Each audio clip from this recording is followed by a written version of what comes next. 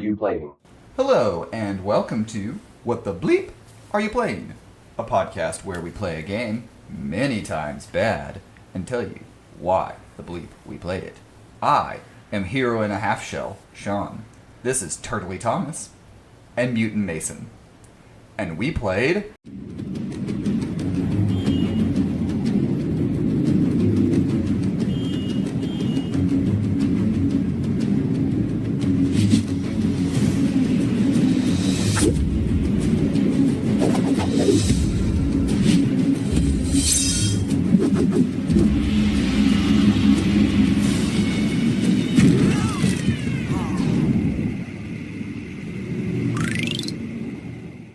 Tmnt 07.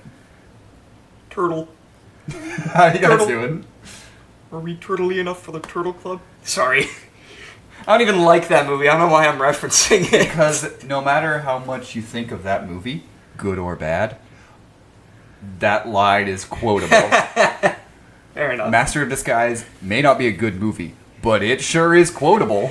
Anyways, as we go immediately off the rails talking about Masters of Disguise, Tmnt 07, this is right before this, we started like, hey, we got on a tangent before this. Maybe this will be fine. Ooh, Master of the Sky. Fuck! So, anyways, Tmnt 07. I think we should jump out immediately on this and just say, Mason hates the movie this game is based on. I do not like that. I do not like Tmnt 07. Meanwhile, me, the correct auteur, understands the finite, wonderful nature of that underrated classic that is Tmnt 07. As I've grown older, I've tried to get myself to hate things less. TMNT is still one of those things that I hold on to my hatred for. I don't want to turn this into an episode about that movie because we're going to do that very later. soon. We're going to do that later. Honestly, if you're listening to this on the Patreon, probably that episode is already out. Right.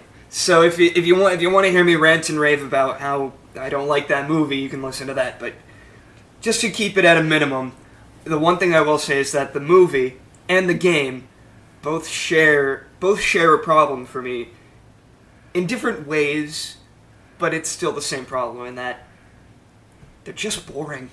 I thought this game was kind of boring. I don't disagree in aspects of it, but it's the same. This game is very comparable. Very, very comparable to the Ben 10 game we played. Very similar, kind of dumbed down issues from a more advanced, more adult franchise. Mm-hmm. This is Baby's first Prince of Persia. Ben 10 was Baby's first God of War. And by dumbing it down, you take away some of the aspects of it, and I think that is elements of it. I don't think this game is boring. I think sometimes the presentation of this game can make it feel a little more boring. Yeah. I think some of the presentation of it needed to be tightened up, but I think what we'll be able to say here is it's pretty clear that this was not Ubisoft Montreal's A-team working on this game. Yeah, that's definitely true. And I will say this is far from the worst game we've played. Oh no, far from. I wouldn't even call this a bad game. I just think it's just kind of there. Mm-hmm. We've played a lot of games like that are worse than this, but that pretty much sums up my thoughts on this game. TMNT is just there. The movie's mid. That's my thoughts on it. The movie's mid. This game, I picked this game, and the reason I picked this is because, you kind of want to do a TMNT game because TMNT is one of those franchises that's been kind of prolific in gaming. Yeah. But the thing is, despite this being kind of a dull game, I will kind of admit that there were several points where I was just kind of going through the motions playing this. Mm-hmm. This is probably the most interesting TMNT game from a conceptual standpoint to me. Yes, really? I really do agree. Yeah, because, okay, the beat-em-ups are good. The beat-em-ups are really good. I'm not saying they're not. But taking the turtles and putting them in this Prince of Persia style, I think fits perfectly for these characters. Really because the one thing no adaptation of Ninja Turtles really gets right is the goddamn ninja part. Yeah, that is fair. So this actually taking advantage of that and making them more athletic, giving them these wall running wall climbing, wall jumping abilities. And wall jumping that was easier than in the Prince of Persia games. Very much easier. Oh my God. And I was playing this, and I'm like, honestly, this has the building blocks for what would be my favorite TMNT game. Mm-hmm. Problem is, it's, again, sharing with Mason my thoughts on the movie is also my thoughts on the game. It's mid. The thing that makes this game is its platforming, which is weird to say because usually I'm the one that comes on for these, mid 2000s, 90s platformers, and I'm like, why is platforming bad? But actually, they do something really interesting here. They take the Prince of Persia, Assassin's Creed, running wall style that Ubisoft was really popular with at that time, but they make, instead of doing like the sprawling levels of both those games, they make them very narrow, hallway-based, almost Crash Bandicoot-esque. Yeah. And if you had made the villains Crash Bandicoot-esque, and as you're going through them and that's how you're fighting them, I think legitimately you might have actually had something here. The problem with this is when you are platforming and you have to stop and fight hordes. Yeah, Because- they literally... It's the problem a lot of mid-2000s platformers had. Pac-Man World 3 had this problem. Ty the Tasmanian Tiger 3 kind of had this problem. The Werehogs. The Werehogs sections and Sonic Unleashed had this Unleashed. problem. The combat literally stops the platforming. And in this game, I get it, you want combat there, and, they have these weapons. You want them to use these weapons because, they're the Ninja fucking Turtles.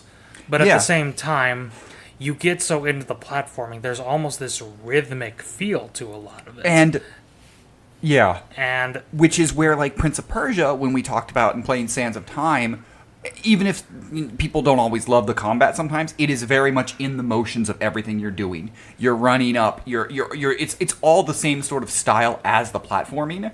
The combat in this game is so different from the platforming that Yeah. it's like, it is jarring at times to be like, okay, I'm now going to fight the horde, and there are things that I wish for a combat sake. There's no lock on.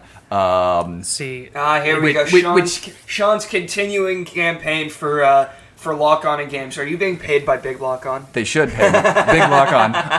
But even then, Prince of Persia has a very basic lock on. But even then, like, very, very basic on it.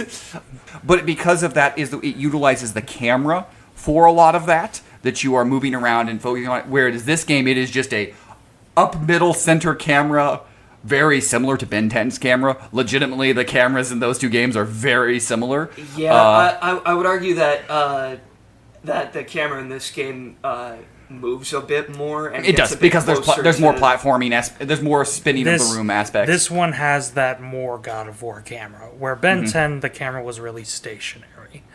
In this game, it moves. It shows the landscapes like a God of War camera will do. Yeah, it moves around a lot more than the Ben 10 camera does, for sure. Yeah. It's not a. I wouldn't necessarily call it a bad camera. There are some times, however, where it became kind of a counterintuitive camera, especially in the combat areas. Like an annoying camera. Yes, because there's some enemies later on that you get in the combat area that throw projectiles at you and from like a ways away. But when the camera moves in on whoever you're fighting, and there's somebody there'll be somebody off camera throwing projectiles at you that you can't see. So it ends up becoming a point where you're wailing on one enemy, they don't hit you, and then all of a sudden you take damage, and you're like, hold on, wait a second. What happened here? He didn't hit me. That comes with the problem of a lot of horde-based games. Again, even though I do love the series, God of War sometimes suffers this problem. It gets Very better much. as the series goes on. Very much. And- but I think the thing about God of War is that the majority of the attacks are far-reaching, whereas this game, a lot of the combat is like, you need to be up and close to the person. And it's just... It's not good combat, and it's really repetitive as well. And Yeah. I'm going to... For the majority of this game, I'm going to sing praises to a lot of this game. This is the thing that holds this game from being something that I would want to seek out a lot. Is because, like, if combat was just boss fights, if you just had this stop at boss fights, okay, that would be annoying, but not there. It's that, you'll have levels where you'll have 6, 7, 8, 9 hordes at different points, and I'm like, I'm really enjoying the platforming, and it stops, and then I have to, like, and it's not like I was dying to the hordes, it's just like, those are the parts of the levels that I was like, this is boring. Now let's get that out of the way. This game is pathetically easy. I did not. Death does nothing in this game. Yeah. I didn't even die half the time. I died from bottomless pits. Yes. But in combat, no. No, I didn't die never, in combat. never died in combat, and I fell off ledges a lot because I'm bad at Yes. platforming. But Yes. most of the time, it brings you right back to where you fell off. Yeah. So, like, which is very Prince of Persia-esque. So they kept that aspect to it, that they're not punishing you for failing platforming by sending you back to the beginning. Sometimes you're a little further back because of checkpoints, but it's never felt like because I was struggling with a jump or because of a camera, I wasn't able to make it over on something that I was being punished for it. So that is a real positive. Like, this game is clearly meant for younger audiences. That's clearly what it's aimed for, and I appreciate that its shortcomings in its camera and sometimes in its graphics. And we played the GameCube version, so, like, this does go up to a 360 and a Wii version, so it does have better graphics. But sometimes they'd be like, you can tell where you need to climb. How? Right. And I'd have to look around and be like, oh, that one is slightly browner than the other one, so that must be why where I can climb. Yeah. The other thing about the platforming that I kind of noticed is that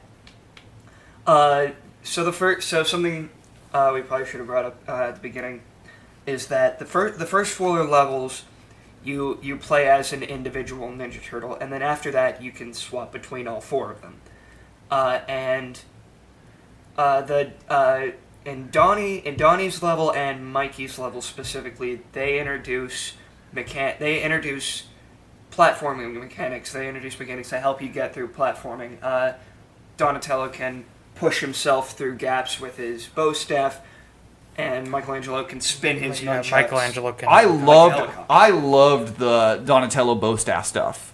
Like, for the using it again, it wasn't utilized a ton in levels, but I like that. Yeah, but that's what I was gonna bring up, is that they introduce these platforming mechanics, and then immediately drop them after those levels, so that you don't really use them anymore. And almost every, and some can't, but almost every gap, jump, or whatever you have can be done, or you can traverse with different ways. There's not one way to get across a lot of the things. They'd be saying, do the wall jump here, and I'm like, nah, I'm going to run up the wall, and I'm going to jump and do this, and I got up there anyway. Like, there's a lot of ways, which is fun, and if it were a more, if the combat was more rewarding, I think, and you delved more time in it, it is a fun game to be like, oh, I can do this multiple different ways. I don't have to do it all one way, which is a cool thing. The problem is, I don't know if I'd want to revisit it to kind of do the multiple ways, because there are moments in it that I'm just like, I don't really want to play this much more. And again, speaking of introducing mechanics that don't really get used again, Raphael's first level, it's him as the Night Watcher. Night Watcher, that's what it is. Yeah, it's him as Night Watcher.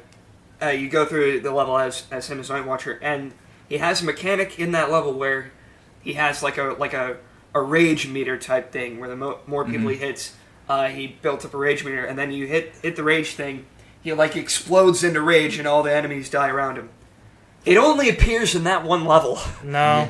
No, it's there later. It's in other levels. It is? Yeah. 'Cause there's other levels where you play as the Night Watcher. Yeah. Oh. Yeah. It's another I must level. not have gotten that far. Huh. Okay, then. My bad. Well, I mean, Me being a stupid. I will actually bring up something that about the platforming mechanics. Donnie and Michelangelo get pretty cool things. Donnie gets his bow staff pole vault. Michelangelo gets his helicopter nunchucks. Which are fun. Raph and Leo don't really get a lot. Leo gets this amulet that lets him phase through some walls, which is like, that could be cool, but It's not really you don't use it that integrated very well, I feel like. It's a really cool power. And again, it kind of goes back to the Donnie bow staff, which is really cool, and the way they use it, but it's just not integrated very much. So, like... And Raph can use his sai to climb walls, which, again, makes sense for his character, is a cool power. There's just... These powers are very situational. They remind me a lot... It's a very odd comparison. They remind me a lot of the power-ups in the early 3D Mario games. Like a 64 or Galaxy. But where these powers, they can help a lot, but They're very situational. situational. Yeah. And I did find myself, like, there were occasions where, you could wall run, or you could use Donnie's bow staff, you could wall jump, or you could use Mikey's helicopter. There's no real other way to use Leo and Raph's abilities, which, fair enough, I don't know how you make traversal abilities out of katanas inside, but I don't know. I mean, the closest you get is Raph climbing walls with his size. Yeah. But that's really I mean, Yeah. if it were me, I would have given Raph maybe a grappling hook with his side, and Leo, maybe he. You can't do shit with Leo. Look, Leo's my favorite Ninja Turtle, but you can't do shit. He's mine too, He's yeah. a basic bitch, Yeah, and that's why we love him. That's the point. Is Leo's the basic bitch? So, kind of circling back earlier when we were talking about how combat kind of just stops everything. The way that this game does combat kind of reminds me of the way another game does combat, but I think it does this style slightly better, and that is Naruto: Rise of the Ninja. And the way that the Fitting 'cause both it's Ubisoft. yeah. Oh yeah, it is Ubisoft. I didn't even think about that. The game is basically it's a fighting game. It's a Naruto fighting game, but the story mode is a kind of an open world 3D platformer going through. I believe it's the first 80 episodes of the anime, and the way the story mode works is that most of the time it's an open world platformer, but every once in a while you'll run into other ninjas, like just out in the area, run into them, and then that'll trigger a fighting game segment that's over in like 30 seconds. They're very easy, they're very fast. It's one-on-one, and it's very quick. They're still fun, but they're over very, very quickly, and then you can immediately move on. And I feel like if Ninja Turtles did something kind of similar to that, maybe add a couple of more combat sections, but make them shorter, I think that would have been better. So guess what year Rise of the Ninja came out? 2007. No shit, really? The same year? Same year. Wow, so the same year you had another game that was doing pretty much the same thing, but in my opinion did it better, because there were more of them, yes, but they were quicker and they were more fun. See, it reminds me of actually very recently this year Street Fighter 6's World Tour mode, where the World Tour, it's this open world thing. You wander around, you do some mini games or whatever, but occasionally you either get mugged or you mug someone else, and you just get into a fight. It kind of reminds me of that. So, And I feel like if Ninja Turtles did something similar to that, maybe you can keep it in the similar style like this, where it's like a kind of a beat 'em up type thing, and it's an open area, but you trim down the number of enemies and make it shorter. Yeah. Maybe add like one or two more in each level, but make them shorter. I think this would have been a much better experience. Go ahead. See, what I would do is actually kind of the opposite. You strew the enemies everywhere. Like, you have it so where they're actually going through hostile territory, but, maybe you come across only one or two at a time, and then... Make it Crash Bandicoot. And then... And then Donnie, like, knock out with his bow staff, and then wall run away, kind of thing. So, kind of like, actually, how Spider-Man 2018 or Batman Arkham Knight does it. Yeah. Where there's just these random criminals. Obviously, don't make it open world, but, there's just these random criminals kind of doing their bad thing, and you can bust in, kick ass, bust out. Yeah. There are ways to make this work. I just think that because... I don't want to say this is just a cash grab game, because I don't think that's what this was, but... I mean, it kind of was. Because timing on that, cash grab games, you're not... It's very clearly trying to tie in on the movie. Yes, it's a tie-in game, but it's not a cash grab game. That's what I mean. It's definitely trying to tie in, and that maybe means they have a smaller development cycle. Clearly, it wasn't the A-team on it because of it.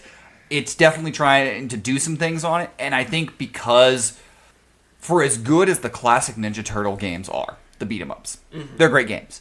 I think that hurt how we perceive Ninja Turtle video games going forward because they had to be that sort of style. Yeah. And I do think that this game, if it had really just leaned into... Because that's, I think, where the hordes are. Is like, oh, well, where are the beat 'em up segments? Where are we beating things up? And if we had less of those, legitimately, whether you make the enemies Crash Bandicoot-esque, as we've talked about, or if you just... You integrate the powers more as you're going through things, you can make it... or even though it's a little, you know, more linear in the levels, but there are ways to make it almost Sonic the Hedgehog-esque, you know, SA2-esque, you know, without some of the speed elements of those sort of things, where you have enemies around, but you then change a bit for boss fights. That's where your powers come into effect. There are things you can do, but I think this game was probably not given the time frame to really develop any of those sort of things, and so that's where you kind of get this mishmash of what the studio does well, the platforming Prince of Persia-esque stuff that all gets incorporated into Assassin's Creed, but we need the Turtles beat 'em up, and I think that's where I think that's just where this game suffers the most. I don't think it would be a perfect game if it was just a, you know, platformy style game, 100% or Crash Bandicoot, but I think that's actually where they should have really focused on. And the game is fine. The game is, again, when I'm running through, especially the temple levels, there's a few of them with Leonardo, where you're running through, those platforming are really fun. Like, the platforming, like, it's seamless, everything's really good. Like, I loved the platforming. Maybe it is because I'm biased, but Leonardo's levels were my favorite in the game. Leonardo was the best mechanically levels, in my opinion. I think Donatello had the coolest environments a lot of the time. That's fair. My favorite levels to play through is Leonardo's. When he's in the jungle and going full Rambo on these... that's Shawn's joke, admittedly. I stole that one. Going full Rambo on these militia guys. My favorite level design-wise is actually Michelangelo's first one. Where you're on the rooftops, you're going across these floats.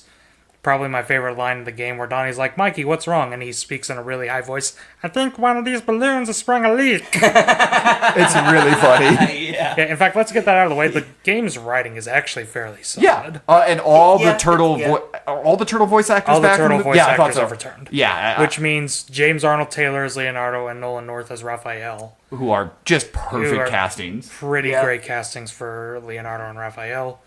Yeah. I mean, this more of a compliment of the movie, which again we'll talk about that when we talk about it. But I really appreciate them casting actual voice actors as the turtles. Yes. So and carrying them over into this game really strengthens. There is a lot. I think a really cool thing about this game, and we've kind of been all over the place in here. We're not really segmenting as much in this podcast. We're just going to talk about this game. But one of the cool things is how they a lot of times introduce your powers is the turtles will be talking to each other because they're telling this story of how, which is actually a really cool idea. They're like, well, how did you get to this point? Because a lot of this game is in between points of the movie. How did the turtles get to this point in the movie a lot of the times, especially the early levels? And it's really funny. It's like, well, you got there anyway. It's the Mikey level where you know he's like, well, you got there anyway. He's like, yeah, I had to go through all this effort, and there's a really fun banter that happens through a lot of that I really liked. Yeah. And they'd be like, you know, well, you know.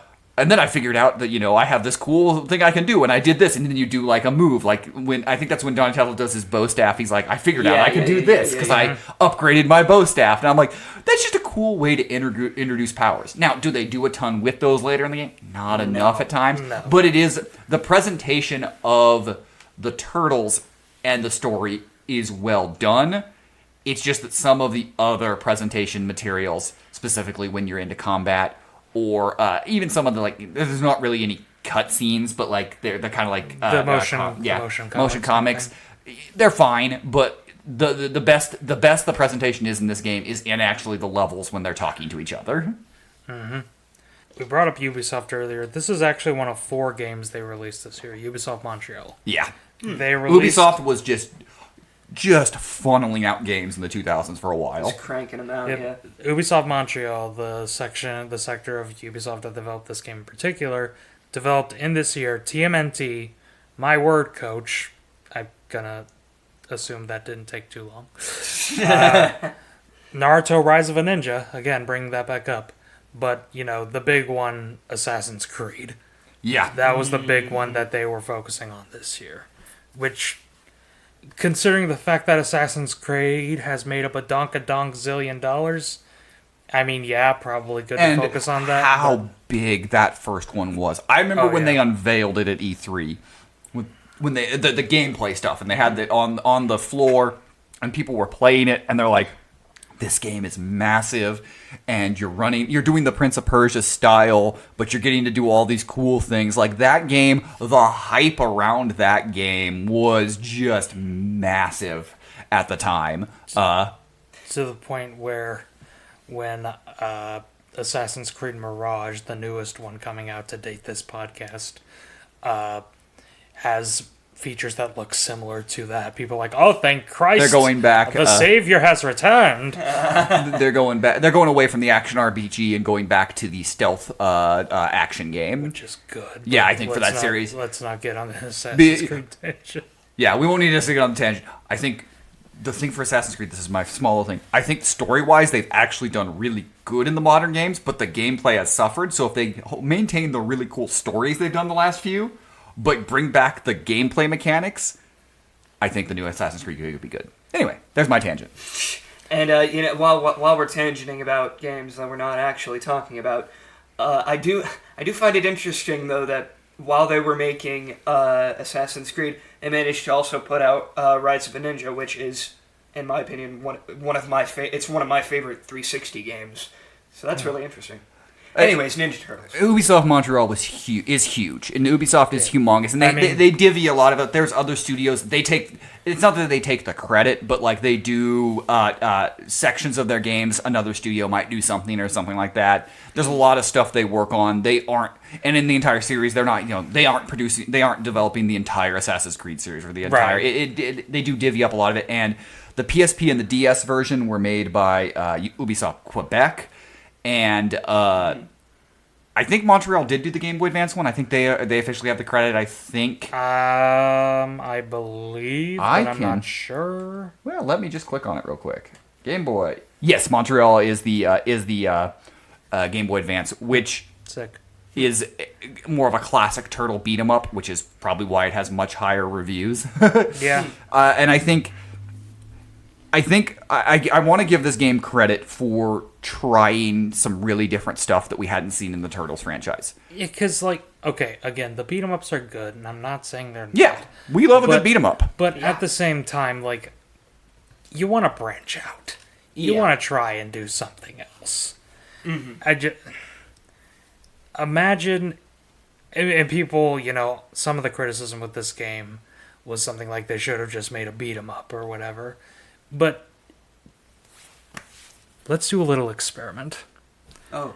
What if, when Spider-Man Maximum Carnage came out, what if they said, don't make a 3D Spider-Man game? Because we don't need it. We have Maximum Carnage. We have the best beat-em-up. We don't need a 3D Spider-Man game.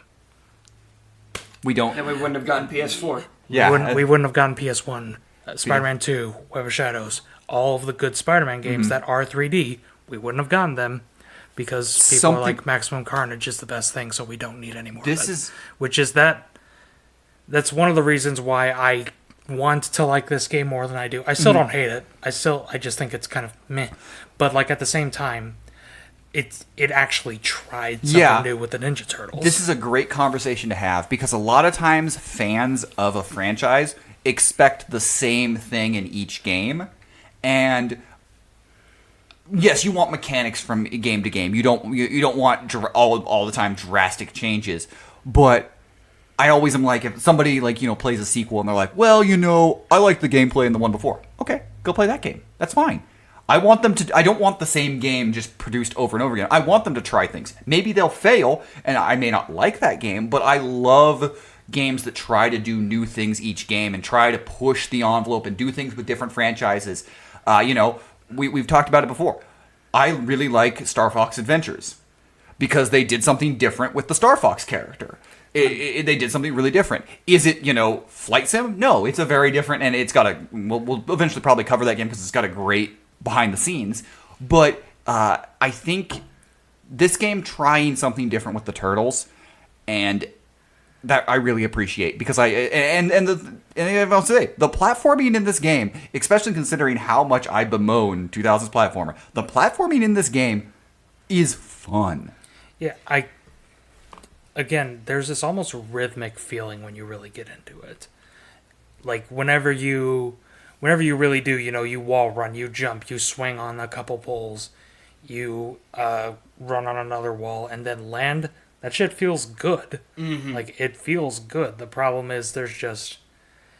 Again, the combat is kind of what kills this game, because it just stops the game dead in its tracks.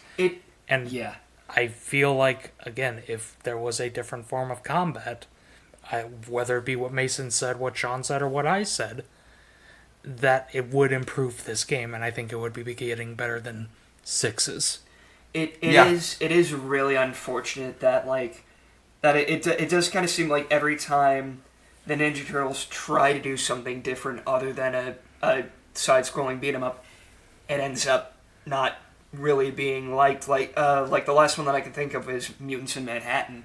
Mm-hmm. That game is very different than the 2D mm-hmm. side-scrollers, and nobody really liked it. Yeah, which is really sad. I wish they could do more than just 2D beat 'em ups. Yeah, Mutants in Manhattan is not bad. Alright, real quick, Mutants in Manhattan tangent. Problem in that game is the enemies are just such damage sponges. Mm-hmm. And it has this really weird open world, but not quite open world thing going on, and it kind of like this game is a bit dull. But again,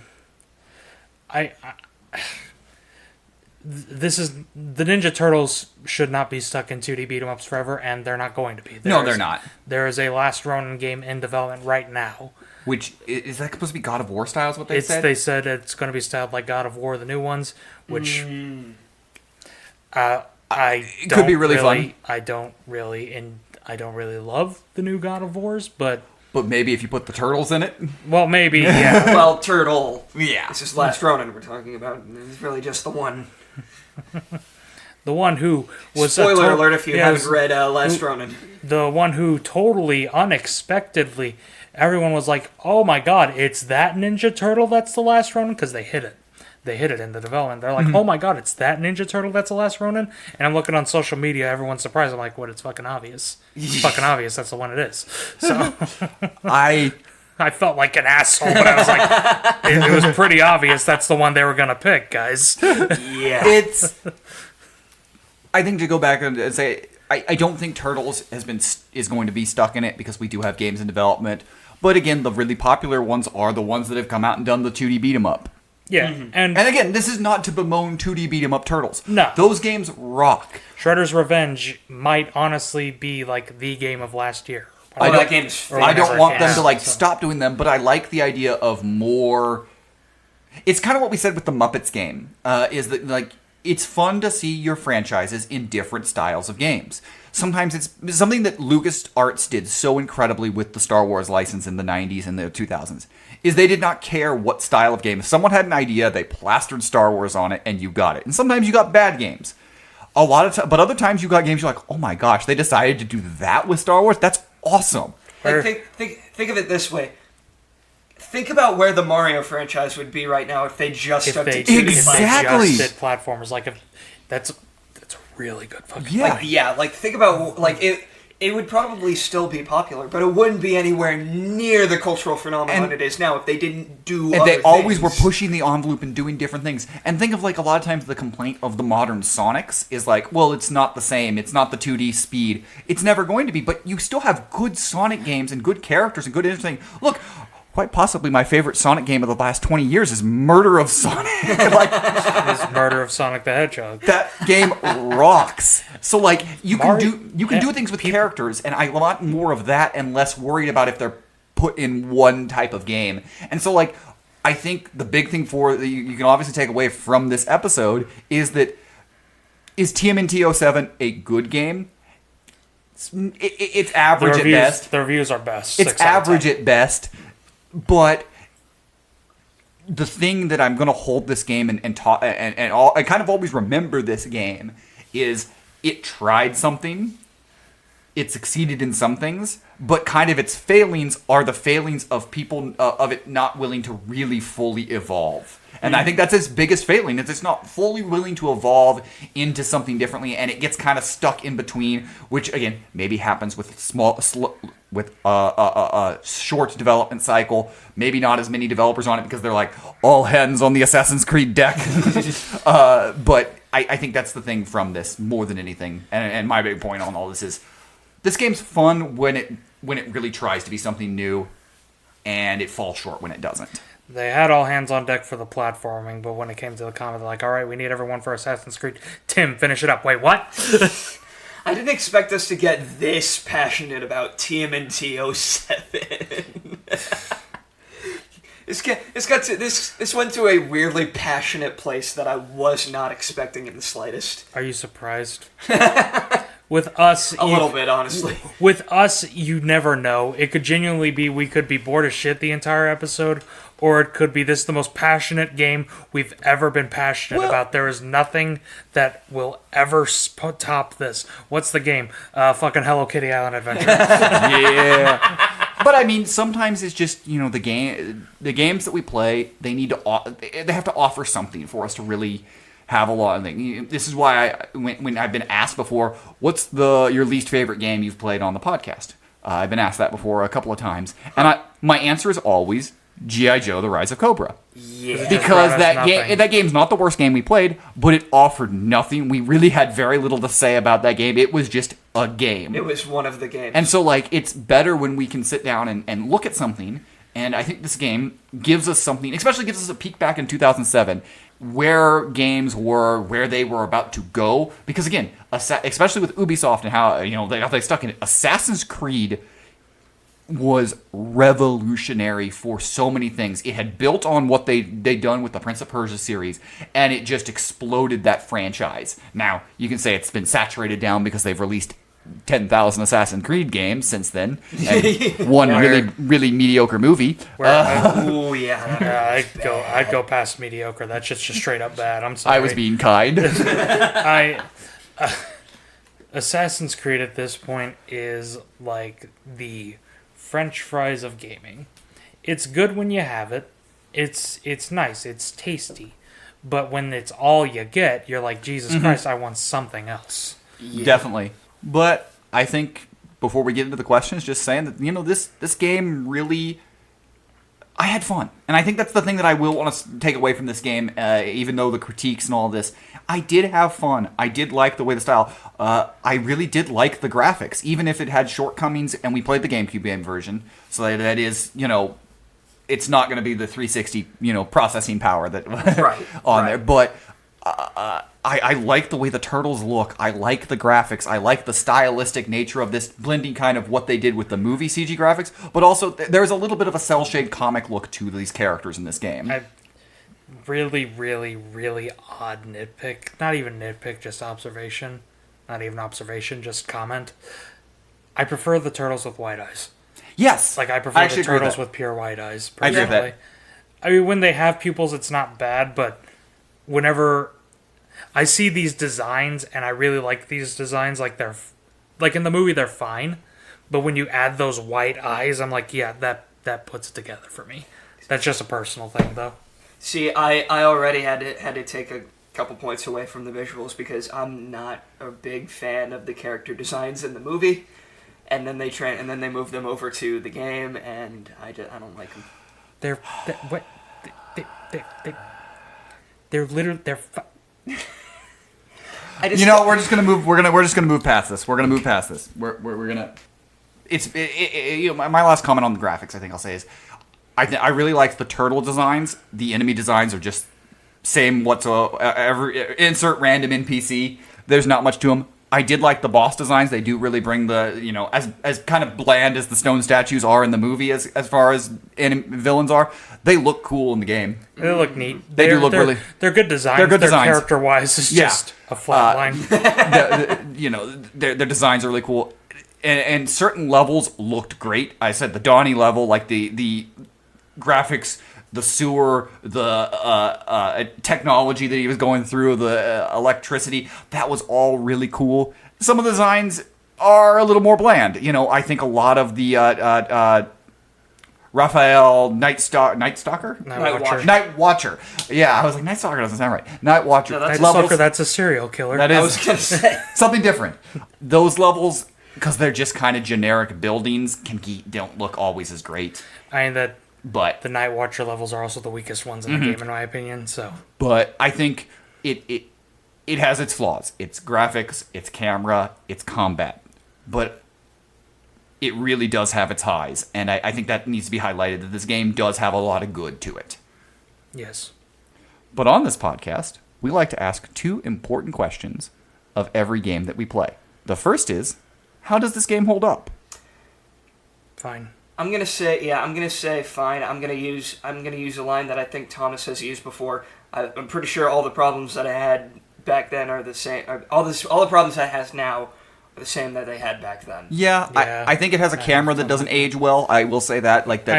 But outside of that, everything is kind of the same. You say that, but the reviews did bitch about the camera. Yeah. So. Yeah, I think it was because I don't think that was a camera people liked even back then, and it's gotten worse. Yeah. But I think I agree for the most part. It's fine. It was again, the platforming is some of the best platforming we've played on this and like the most competent platforming we've played. So we've played some bad platformers, but like the controls, everything. I loved the platforming. So I'm gonna have to say it holds up pretty well because usually I'm like, God damn platforming. Why is the mid-2000s platforming so annoying? See, for me, the platforming was just kind of competent.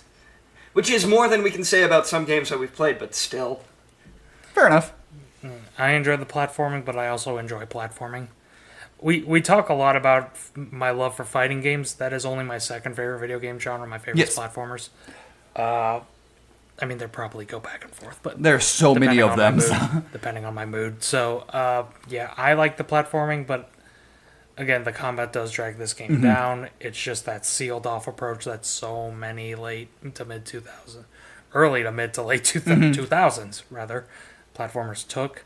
That just especially licensed games. Especially games licensed. Yeah, it's a quick way to make sure you have your enemies, and it just feels kind of cheap. Yeah. Like cutting corners to make sure you have your enemy elements to it. Odd comparison, but we brought up several things. You know what they should have taken? Indiana Jones and the Emperor's Tomb. Yeah. And I'm not kidding. No, I actually agree with you. Because in that game, there's like 1 or 2 enemies that every time you fight them and then you move on and kind of solve a puzzle or whatever. So. Yeah, I think they could have done a lot more with the platform. But again, I really love the platform in this game. As the harshest critic of platformers of this era, it was fun to actually have something that felt really good. The second question that we ask of every game that we play, would you like to see a remake or a reimagining of this game in a modern setting? Well, Mason stole mine, so I'll steal one of theirs. Not this game specifically. I don't think this game specifically should be remade, because Tmnt 07, whatever your thoughts on it are, didn't do well. Sadly, the majority agree with Mason. Box office or critic-wise, it didn't do that well. It's also... how old is it now? 16 years. 16, yeah, it's a 16-year-old movie. Years. So, obviously, don't make it a time. But again, I think that the building blocks are there for a damn good TMNT game. So, I won't say make this like a big budget, super huge release, but I think that if you took some of the ideas this game had and put them into a newer game system with, maybe better combat, obviously, but keep the platforming pretty identical, I'd say that, yeah. Yeah. If you gave me a Prince of Persia style game entirely around the turtles, yeah. I think specifically that new 2D... if you want more of the classic, kind of like the classic that they're kind of remaking now. Yes. Yeah, I could see that. Specifically, I think that type of game. Yeah, I could get behind. Again, I said here, like, this game is built to be a Crash Bandicoot game if they really wanted to, and like I think you could do some really fun things. Could you have one of the turtles having a spin type attack using their weapons? One of them there. I think also we didn't mention a ton of this on this. This game seems to be built for multiplayer, and it is single player, and that is still very weird. That is really weird. This seems to be built to try to be a multiplayer game, and that would be fun. I think if you took this concept and reimagined it and made it maybe some co-op mode, some fun different things, different characters, where you're all kind of the way they've done the Mario Bros with the co-op, kind of the new ones, kind of those sort of things. You could do some fun things with that, especially if you did differentiate some of the turtles' powers. I think so, especially maybe add some like Metroidvania elements. And we obviously haven't played it yet, but there's that new Sonic Mania game coming out. Yeah, Sonic Superstars. Sonic Superstars. That one, and that game is going to have 4-player platforming, and like that kind of style maybe. Even if you kept more of the 3D style that we have here in this game, there are some fun things you can do with this, with the turtles. Even if you're not basing it obviously on a 16-year-old movie, you could do some fun things in this. This game really does offer that opportunity. But no, my answer is definitely I don't really want a remake. Honestly, usually I'm like, well, you could just drop it somewhere there or remaster. I don't need this. This game is not hard to get a hold of. It's pretty cheap, and it's on a ton of systems. I got this for like $15. You can probably find it for even cheaper. It's on so many systems. You can play this game. Yeah, it's not like this is one of those rare gems. Like, no, it's not like Naruto Rise of Ninja. Yeah. Yeah. So basically. You can find it on a lot of different platforms to play it. So actually, the sequel to that is even harder to find because at one point that game was going for like $150. Clash. No, it's the sequel is called Broken Bond. Oh, maybe that's what I saw because I saw one for like $340 fucking dollars. Yeah. That's for like I looked recently. There a lot of them have come down, but that one was very expensive for a while. Something in this game that I would like to see them explore more with the Ninja Turtles. Not this game specifically. No, I think if they wanted to do another Turtles and like a brand fresh new Turtles game and base it on something like this style, hell, their new movie Mutant Mayhem's coming out. If they wanted to do that with Mutant Mayhem, I'd gladly try it out. But yeah, not this game specifically. No, I don't want. I'm fine leaving it in 07. Yeah. Yeah. That's TMNT 07. But what do you guys think? Did you like this game? Did you like the movie that it's based on? If you have some opinions and you want to share them, you can do that by sending us an email to bleepyouplaying@gmail.com. That's bleepyouplaying@gmail.com. And if you'd like to tell us to play a game, maybe you want us to play one of those 2D brawling beat-em-ups Turtles games, well, you can tell us to do that by subscribing to our Patreon, patreon.com/whatthebleep, at our super bleephead tier, $15 a month, and we will play and or watch your suggestion as long as it doesn't break the bank. That is patreon.com/whatthebleep. Whether you want to make us play TMNT Out of the Shadows or make us watch TMNT Out of the Shadows. Yeah. We can do one of those. The Out of the Shadows game doesn't exist anymore. So, delisted. And we'll be back next time with something shaken, not stirred.